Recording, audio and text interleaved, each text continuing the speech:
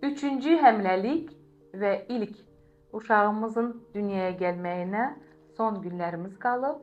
Gözəl mənim Samıçkam, nəhayət ki, şükürlər olsun, mama olmağa hazırlaşır. Problemlərimiz həddindən artıq çox idi. İlk növbədə istəyirəm göstərim ki, biz bir gün keçdik uzidən və şirinimiz 3 kilo olub. Maşallah. Allah hamısına qismət eləsin. 4 ilin həsrətinə son qoyuruq. Artıq günlərimiz qalıb. Qızımız 3-cü həmləlik keçirdir. Amma birinci uşağımız olar.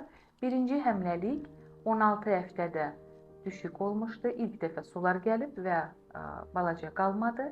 İkinci həmləlik 20 həftəsində hətta tikiş qoyulmuşdu uşaqlıq boynuna və o da qalmadı. Tikiş açıldı. Yəni həmləlik uğursuz oldu, süni doğuş oldu. Və sonra qızımız gəldi yanıma. Bu problemlərdən sonra 2 dəfə uğursuz həmləlikdən sonra polip əmələ gəlmişdi. Gistrerizektoskopiya olunmuşdu. Hormonal problem onsuz da bəllidir ki, var idi, artıq çəki var, insulin yuxarıdır, şəkərə meyillik var, insulin dirənci var idi və sonra hormonal problemlər əmələ gəldi. Endometri 4-5 millidən yuxarı qalxmırdı və folikul yetişib partlamırdı. Müalicəmiz 8 ay oldu.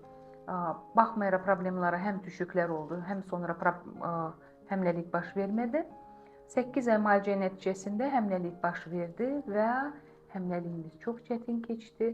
Hematomamız oldu. 12 həftəsində uşaqlıq boynuna tikiş qoyuldu ki, uşaqlıq boynunda çatışmamazlıq var idi. Genetik faktor var idi, hormonal problemlər var idi, laxtalama problemləri var idi. Hətta 16 həftəsində güclü qanaxma başladı, xəstəxanaya uzandırdıq.